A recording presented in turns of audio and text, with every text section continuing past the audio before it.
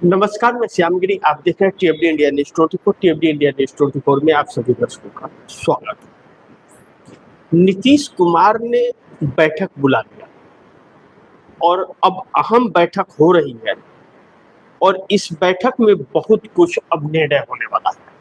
जैसे लग रहा है कि नीतीश कुमार पूरी तरह से बगावत से कर दिए हैं। बैठक में यह फैसला होगा कि भारतीय जनता पार्टी के साथ क्या करना है और क्या नहीं करना है। नीतीश कुमार सम्राट चौधरी के कार्यों के लेखा जोखा से खुश नहीं है और जो रवैया अपना रहे हैं नीतीश सम्राट चौधरी, उससे बिल्कुल खुश नहीं। मैंने पिछले दिनों भी कहा था कि नीतीश कुमार रिपोर्ट कार्ड जो मंगाने का प्रयास कर रहे हैं, मंगा रहे हैं सरकार का, और कमियां निकली तो कई सारे सवाल उठ खड़े होंगे। अब जैसे लग रहा है कि बहुत जल्द जेडीयू नीतीश कुमार की पार्टी से कोई सीएम बनने वाला है और यह नीतीश ने कहीं न कहीं अब ठान लिया है। इसमें इस दौर में सब दो लोगों का नाम उठता है, ललन सिंह और संजय झा। लेकिन यही दो पार्टी को खत्म करने का भी प्रयास कर रहे थे, लेकिन ललन सिंह के बयान के बाद आज जैसे भूचाल सी परिस्थिति मच गई बिहार के अंदर। लेकिन अब एक बात बड़ी तेजी से होने लगी है। आरसीपी सिंह, जिनको चुनाव के वक्त पार्टी में शामिल होने की बात कही जा रही थी और कहा जा रहा था कि ललन सिंह नहीं चाहते कि आरसीपी सिंह आ जाए, अब वही ललन सिंह नीतीश कुमार से अब बार बार कह रहे हैं कि आप आरसीपी सिंह को बुला लीजिए। पार्टी के लिए आरसीपी सिंह का होना बहुत जरूरी है। आरसीपी सिंह आते हैं तो आरसीपी सिंह और मनीष वर्मा, इन दो लोगों की जोड़ी पार्टी को बहुत आगे तक ले जाने के लिए अच्छी भूमिका निभा सकती है। और आरसीपी सिंह एक अच्छे दोस्तों में भी माने जाते थे, लेकिन आरसीपी सिंह जेडीयू छोड़ करके गए, उसके बहुत सारे कारण थे, उस पर हम लोग चर्चा करेंगे फिर आने वाले कार्यक्रम में। लेकिन आरसीपी सिंह को लाने की कवायद अब तेज हो गई है। और मनीष वर्मा के हाथ में अब पार्टी की बहुत बड़ी जिम्मेदारी जा सकती है। निशांत कुमार की जिम्मेदारी मनीष वर्मा और आरसीपी सिंह निभा सकते हैं, उनके राजनीतिक कैरियर का, कि कैसे फैसले लेने, क्या करना है, किस तरह क्या करना है, इस पर। लेकिन अब यह बैठक जो है राउडी देवी आवास को खाली कराने को लेकर भारतीय जनता पार्टी और जेडीयू के अंदर करवाहट जो है बहुत ज्यादा हो गई है। और जो जंगल राज की चर्चा लगातार एनडीए गठबंधन में होती रही और शासन कुशासन की बात चल रही थी, अब भारतीय जनता पार्टी द्वारा कहा जाना कि जंगल राज प्रतीक लालू प्रसाद यादव को अब नीतीश कुमार का कोई भी नेता यह सुनना नहीं चाहता। जो अभी तक पानी पी पी करके लालू प्रसाद यादव को जंगल राज की याद दिला रहे थे और बात कह रहे थे, उस जेडीयू के नेता में शीर्ष में जब ललन सिंह और संजय झा इस बात से कन्नी काट ले और उल्टा हमला अगर हो जाए भारतीय जनता पार्टी पर कि कैसे कह दिए जंगल राज, लालू प्रसाद यादव बिहार के प्रतीक, यह बात हो, इससे साफ जाहिर होता है कि एनडीए गठबंधन में दरार बहुत बड़ी हो गई है और कहीं ना कहीं बगावत भी हो गया है और नीतीश ने बगावत कर दिया है, तभी यह बयान हो रहा है, नहीं तो यह बयान हो ही नहीं सकता था। अब बैठक में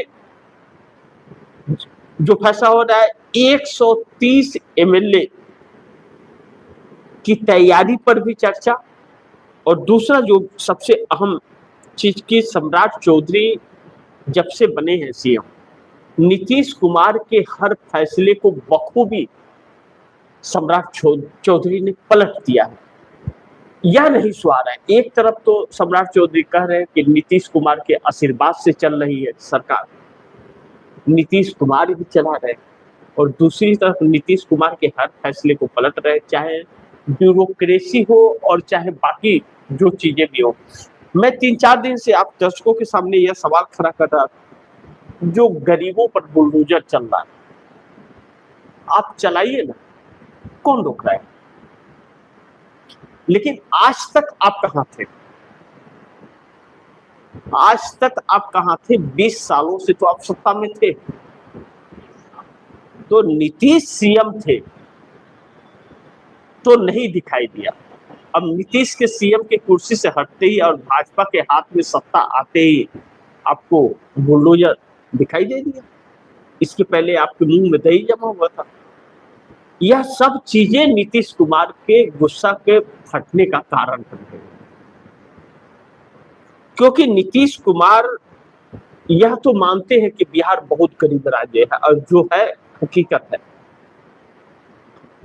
और बिहार के लोगों के साथ नाइंसाफी भी सरकारें की है, फिर भी बिहार ने इंसानियत दिखाई है। और नीतीश कुमार को 2005 से लेकर के 2026 तक 25 तक सीएम बना करके रखा। 20 साल और 25 में भी 6 के बाद भी सीएम बने तो जनता की वजह से बने, और उसी जनता को उखाड़ फेंकने का कार्य। बिहार की राजनीति और बाकी राज्यों की राजनीति में बहुत फर्क पड़ता है, क्योंकि दूसरे राज्यों के भांति बिहार का रेवेन्यू नहीं है। अच्छा, दूसरी चीज, सम्राट चौधरी बनते ही सीएम 12,000 करोड़ रुपया के लिए जाकर के आरबीआई के सामने कटोरा लेके खड़े हो गए। वेतन और पेंशन नहीं मिल पा रहे हैं लोगों को, क्यों नहीं दे रहे? मुखिया आप व्यवस्था कीजिए। अब तो भारतीय जनता पार्टी को इतना बजट देना चाहिए बिहार को कि बिहार लाल हो जाए, तो क्यों नहीं दे रही है? यह सब कुछ आम जनता को ठगने का। और दूसरी चीज, नीतीश कुमार को एक और भी समस्या है। अब भारतीय जनता पार्टी बिहार को आरएसएस का गढ़ बनाना चाहती है। ध्यान दीजिएगा, आरएसएस का गढ़ यानी कि प्रयोगशाला। आप दर्शकों को याद होगा, पिछले दिनों 2025 चुनाव के पहले गिरिराज सिंह मां टिक्का टक्का लगा करके बहुत हिंदू हिंदू कर रहे थे, और एक यात्रा निकाला था और कहा था कि बोले कि हर घर में तलवार होना चाहिए, कहा था ना। वह इन्हीं सब बातों का एक पात्र, इन्हीं सब सोचों का एक पात्र था वह। यह वैसा ही बनाना चाहते हैं बिहार को, वह गढ़, क्योंकि उन बिहार के गरीबी का मजाक उड़ाते हुए उसका फायदा उठाना चाहते हैं। और बंगाल हाथ आ ही गया है, बस आयाराम गैराम कर देंगे। तो यह चीजें अब भारतीय जनता पार्टी की पकड़ी जा चुकी है। दूसरा, बैठक में समीक्षा 130 एमएलए की तैयारी पर जो विपक्ष के साथ मिल करके और हो रही है, वह सब कुछ भारतीय जनता पार्टी के विपरीत जा रहा है। अब विपक्ष के पास में 25 आरजेडी के पास, कांग्रेस के पास 6 एमएलए, एआईएम के पास में 5 यानी कि असुद्दीन ओवैसी के पास, और सीपीआईएमएल के पास 2, सीपीआई के पास 1 और निर्दलीय के पास 2 हैं विधायक। 41 विधायक होते हैं। और जब नीतीश कुमार के पास 85 विधायक हैं, नीतीश के 85 के अंदर जब 41 ऐड हो जाता है तो 126 का आंकड़ा हो जाता है, यानी कि बहुमत के आंकड़े से ज्यादा 122 बहुमत का आंकड़ा है और यह होता है 126, यानी कि 4 ज्यादा। अब मिशन 130, अब मिशन 130 पूरी हो सकती है। नीतीश कुमार इस तैयारी में लगे हुए हैं ताकि भारतीय जनता पार्टी फिर गुंजाइश उसके लिए न रहे। और भारतीय जनता पार्टी 206 सीटों पर 106 होती है भारतीय जनता पार्टी, क्योंकि चिराग पासवान, जीतन राम मांझी, उपेंद्र कुशवाहा और भारतीय जनता पार्टी 88, नीतीश कुमार से 3 सीटें भाजपा की ज्यादा है।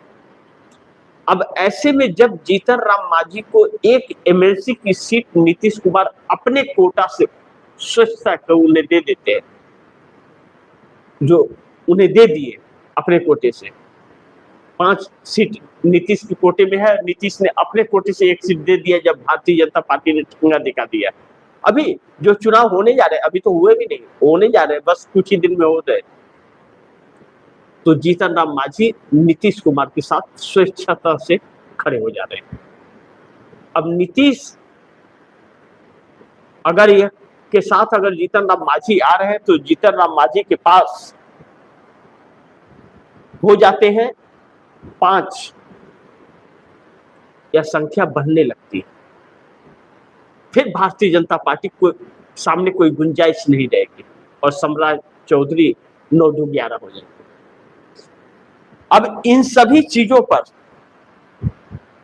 चर्चा और समीक्षा तेज हो गई है और ऐसे ही रहा तो गिर जाएगी सरकार बीजेपी की, इसमें कोई शक नहीं है। और बीजेपी की सरकार अब गिरने वाली है, इसीलिए यह सारी समीक्षाएं चल रही हैं। और जो भाषा अचानक बदला है जेडीयू का और ललन सिंह तक का भाषा जो बदल गया, इससे साफ जाहिर है कि अब सरकार की उल्टी गिनती शुरू है और भारतीय जनता पार्टी का साथ नीतीश छोड़ने जा रहे हैं और नीतीश ने बगावत कर दिया है। इस बैठक से बहुत कुछ निकलना बाकी है। बाकी आप दर्शक क्या सोचते हैं, आप दर्शकों की क्या राय है, क्या सुझाव है, कमेंट बॉक्स में जरूर दीजिएगा। इस खबर को ज्यादा से ज्यादा शेयर कीजिएगा, अपने दोस्तों को भी कहिएगा आगे शेयर करें। और आपने अगर टीएफडी इंडिया न्यूज 24 को सब्सक्राइब नहीं किया, सब्सक्राइब कर लीजिए। अपने दोस्तों को भी कहिएगा टीएफडी इंडिया न्यूज 24 को सब्सक्राइब करें। मिलते हैं अगली खबर के साथ, तब तक के लिए नमस्कार।